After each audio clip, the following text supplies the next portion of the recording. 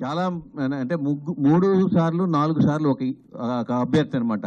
వాళ్ళు mock test చేసుకోవడం జరిగింది. కాబట్టి ఈ ఒకసారి మాక్ టెస్ట్ ఆన్లైన్లో చేసుకున్నారు కాబట్టి ఎగ్జామ్ రాయటం వాళ్ళకి పెద్ద కష్టంగా ఉండదు, చాలా ఈజీగా చేసుకుంటున్నారు. అలాగే మా ఎస్కే యూనివర్సిటీ కూడా లా సెట్ను తర్వాత హెడ్సెట్లు కూడా ఆల్రెడీ చేశారు. ఎక్కడ కూడా ఏ ప్రాబ్లం లేదు ఈ ఆన్లైన్ ఎగ్జామినేషన్లో. కాబట్టి ఈసారి కూడా స్మూత్గా వెళ్ళిపోతుంది. సో ఇప్పుడు ముఖ్యంగా ఏంటంటే ఈ పాస్వర్డ్ రిలీజ్ అవ్వాలి. అందుకనే నేను ముఖ్యమంత్రి మన మినిస్టర్ గారిని ఇది రిలీజ్ చేయమని చెప్పి నేను అడుగుతున్నాను. Sir please release the password.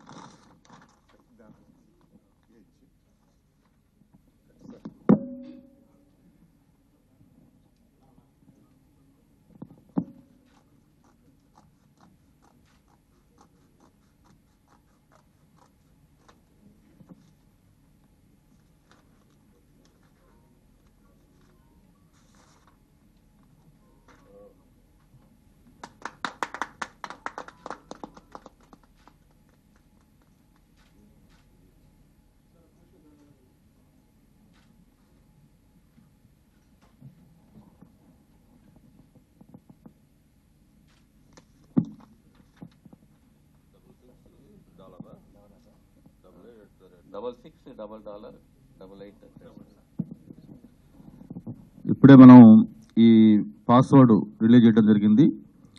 Password వచ్చి $66688@22 అన్ని డబల్ 688@22.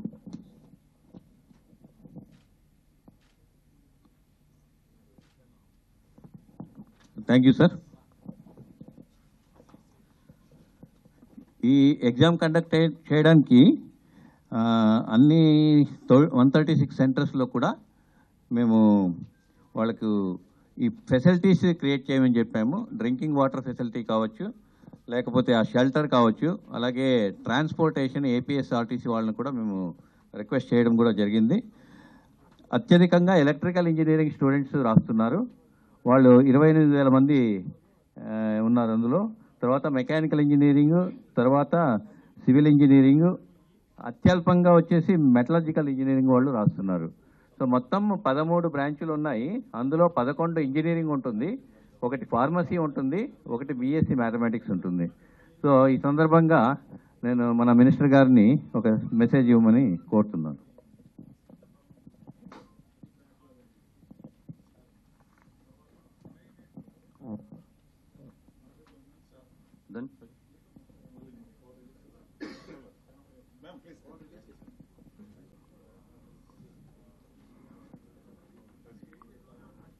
అందరికీ నమస్కారం.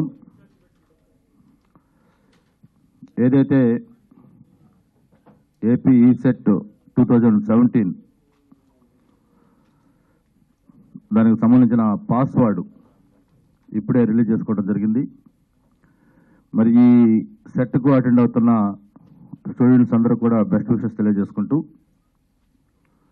మన గౌరవ ముఖ్యమంత్రి గారు ఆంధ్రప్రదేశ్ రాష్ట్రాన్ని ఒక నాలెడ్జ్ స్టేట్గా, ఒక ఎడ్యుకేషన్ హబ్గా మార్చాలి, ముఖ్యంగా వాల్యూస్తో కూడిన ఎడ్యుకేషన్ అందించాలి, దానికి సంబంధించి కొన్ని రిఫార్మ్స్ కూడా చేయాలని చెప్పని గత 3 సంవత్సరాలుగా కూడా అనేక రకాల సజెషన్స్ అవన్నీ మనకు ఇవ్వడం జరిగింది.